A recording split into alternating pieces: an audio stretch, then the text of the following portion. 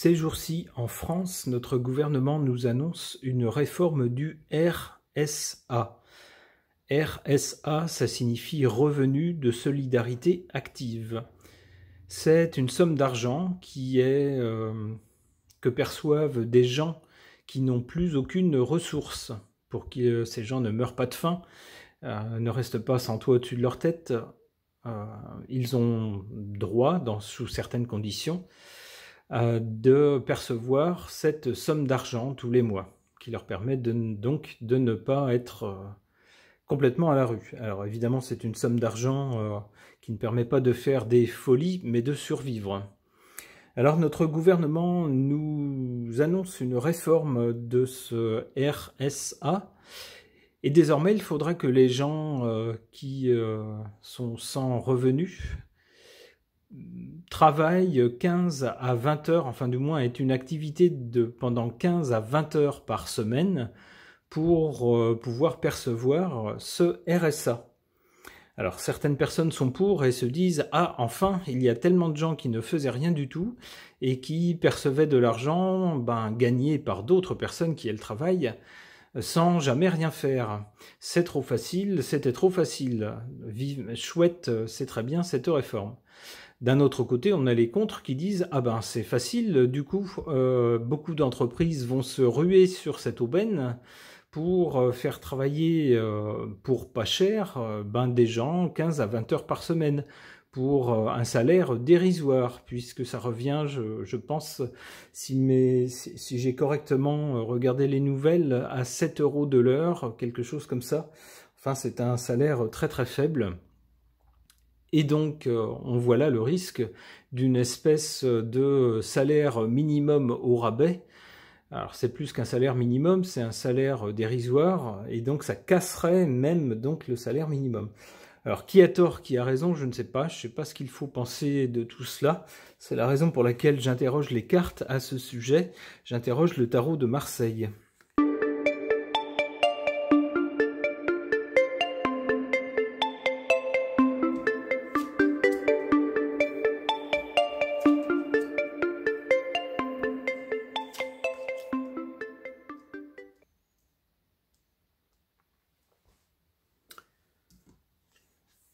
En carte centrale, on a la papesse.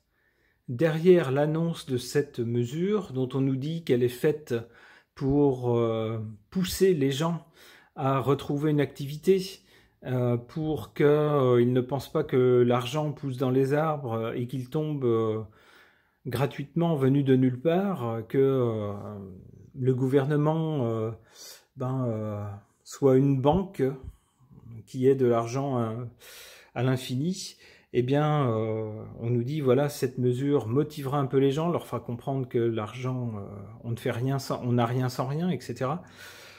Derrière cette annonce-là, la papesse nous dit qu'il y a autre chose qu'on ne nous dit pas. La papesse sait, mais ne dit pas. Elle a un savoir, mais qui est ici contenu dans un livre. On ne le voit pas, on ne le sait pas, à moins d'aller consulter ce livre. Or, ce livre, il est dans ses mains, à elle, pas dans nos mains à nous. Donc il y a bien des choses derrière cette annonce de réforme du RSA, des choses qu'on ne nous dit pas.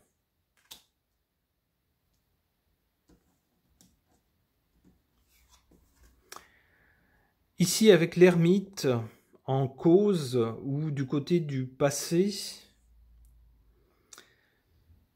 j'y verrais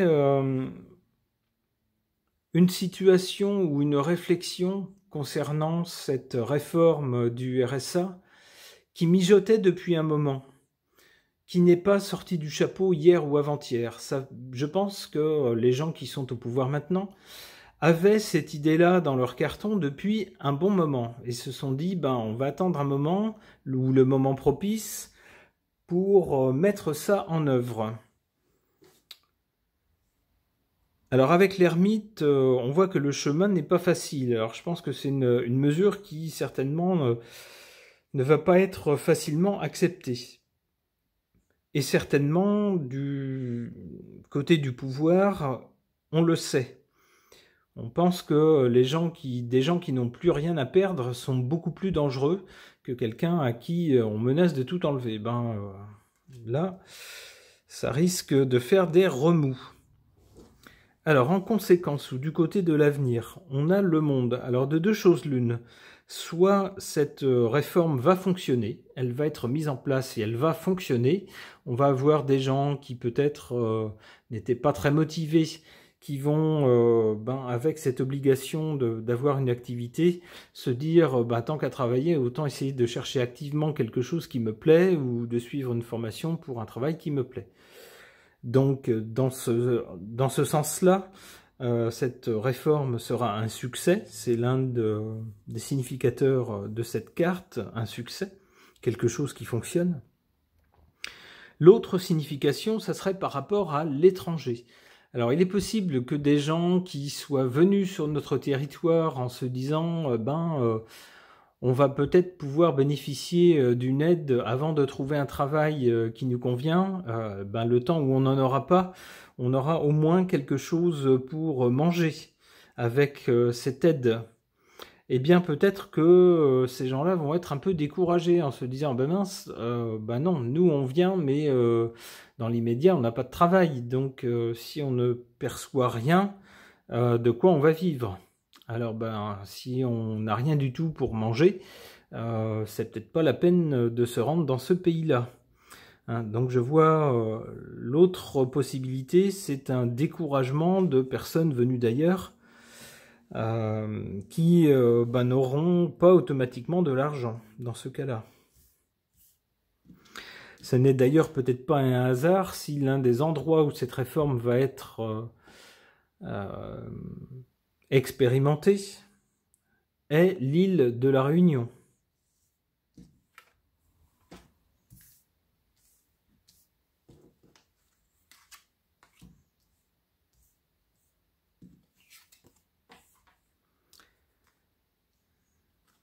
En défaveur de cette annonce, de cette réforme, on a la roue de fortune. Alors la roue de fortune signifie normalement un changement. Alors de deux choses l'une, là encore, soit qu'on va vouloir faire changer les choses avec cette réforme et qu'en fait ça ne changera rien du tout, soit que le changement qu'on souhaite va être bloqué. Peut-être parce que la réforme elle-même sera bloquée. Alors ici, en faveur de cette réforme, on a ici la carte du soleil. La carte de la solidarité. Alors la solidarité, elle s'exprime assez peu si on oblige des gens à avoir une activité sous peine de leur dire finalement on coupe le robinet. Hein.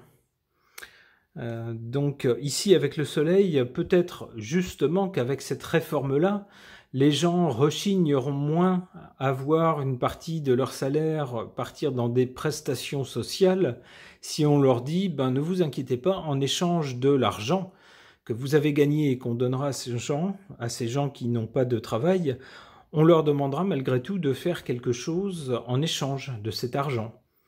Peut-être que de cette façon-là, les gens comprendront mieux cette solidarité financière, si j'ose dire.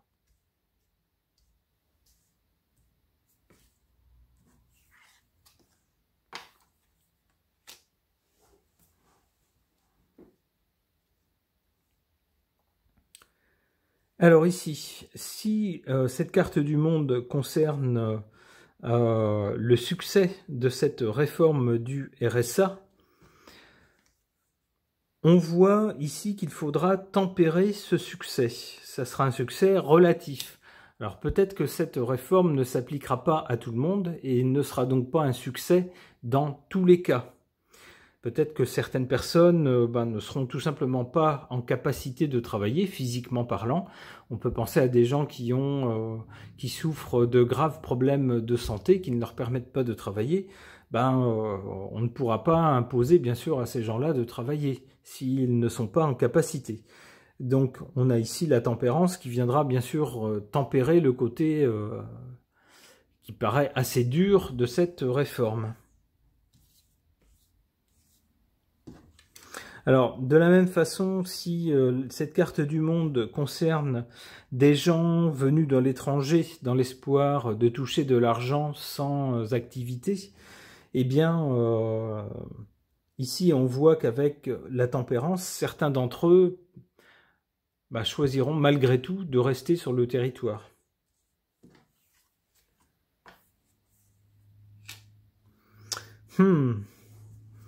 Avec la Maison Dieu, il est à craindre que cette réforme fasse des remous, qu'à plus ou moins long terme, soit la réforme soit vivement contestée, soit amendée, soit que les gens concernés, des personnes qui se voient couper leur RSA, alors pour une raison valable ou pas, je ne sais pas, je ne vais pas prendre parti, je ne connais pas la situation des gens qui bénéficient bien sûr de cette aide, eh bien il est à craindre ici avec cette carte que des gens ne soient pas contents, mais alors pas contents du tout.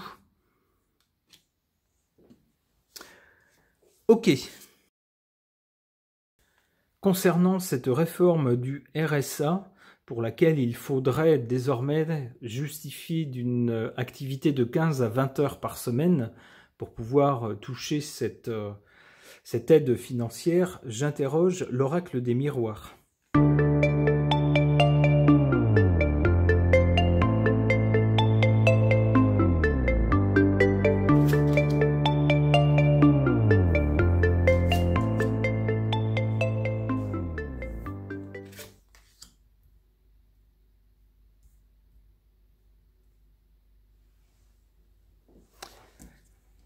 Alors, j'ai peut-être tort, mais ce qui me vient immédiatement en tête quand je vois cette carte du retard par rapport à cette réforme du RSA, c'est que c'est une réforme qui était en retard, c'est-à-dire quelque chose que ceux qui nous gouvernent avaient dans les cartons depuis le départ, depuis longtemps, et puis peut-être que quelque chose ou quelqu'un, ou peut-être eux-mêmes, se sont dit cette réforme, il faut la faire passer, à un moment donné, il faut y aller. Peut-être aussi se sont-ils dit, c'est une réforme qu'on devrait faire pour être sur la même ligne que d'autres pays d'Europe, par exemple, et qu'on n'a toujours pas faite. Donc on a un retard dans ce domaine. Alors ici, avec l'annonce de cette réforme, on a la carte de l'instabilité. Bien sûr, évidemment, cette réforme ne va pas faire plaisir aux gens qui bénéficient du RSA. Certains vont se voir contraints d'avoir une activité pendant la semaine, sous peine de voir le robinet se fermer. D'où on voit ici une instabilité, hein, donc des gens qui ne vont pas être contents, certainement vont manifester leur mécontentement. D'autres qui vont se demander s'ils vont rester dans la même situation ou est-ce qu'il ne vaut pas mieux à ce moment-là tenter une formation pour tenter de retrouver un vrai travail plutôt qu'une activité de 15 à 20 heures et d'avoir un revenu malgré tout très faible. Alors ce qui va également, ce qui risque de poser un problème, on le voit ici, hein, c'est instabilité également du côté des gens qui travaillent à plein temps et qui ont un revenu assez faible et auxquels on risque de substituer des bénéficiaires du RSA que des entreprises paieraient encore moins. Ça risque de causer une instabilité. Alors ici, du côté de l'avenir, on a le verdict, c'est-à-dire qu'à un moment donné, il faudra voir le résultat. Alors quel sera le résultat? Je ne sais pas. Cette carte me suggère aussi que les gens qui ne voudront pas se soumettre ou qui voudront résister à cette obligation d'activité, un certain nombre d'heures par semaine pour pouvoir toucher le RSA, ceux qui ne s'y soumettront pas, ça sera très clair ici, ça sera le juge.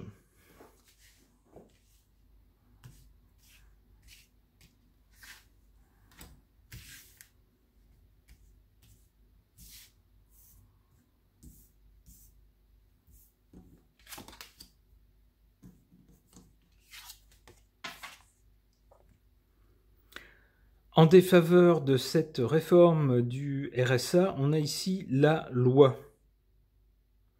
Alors, il est possible que cette réforme du RSA soit contestée.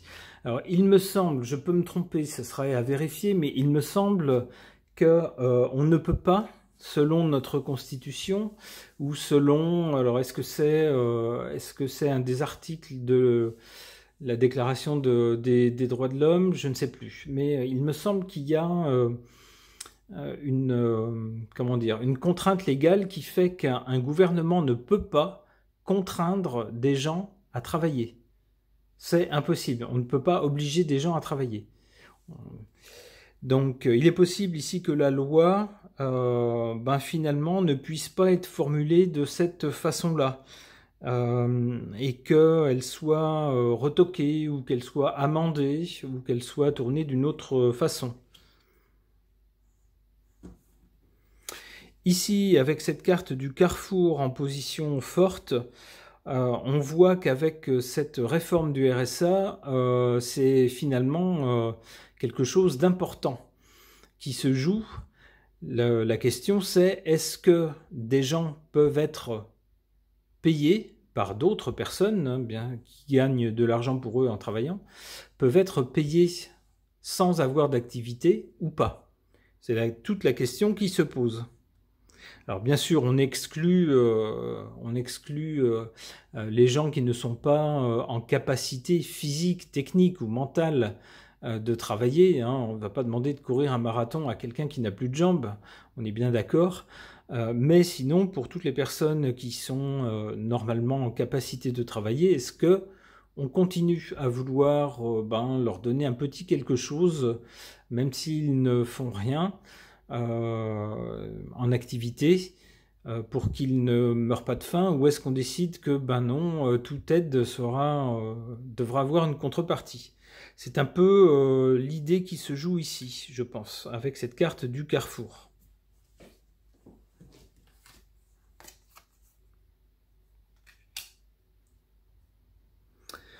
Alors, ici, on nous parle de chance.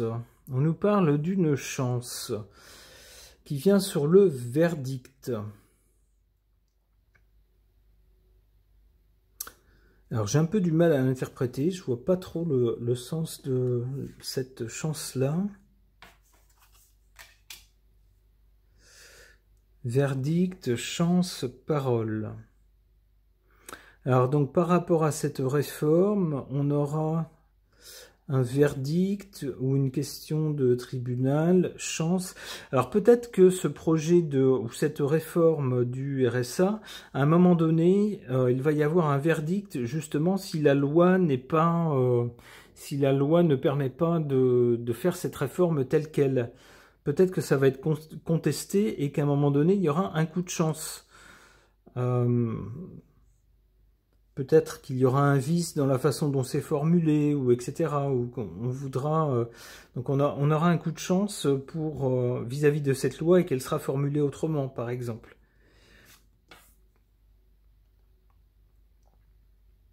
Alors ici avec la parole c'est pareil. J'ai pas trop, je vois pas trop où ça va. Alors je tire une autre carte. Compromis. Ok. Alors un coup de chance. Alors peut-être qu'il y aura des échanges.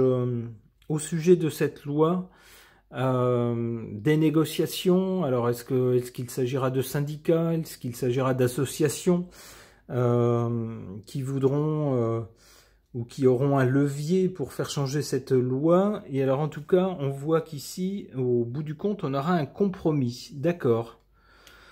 Ok.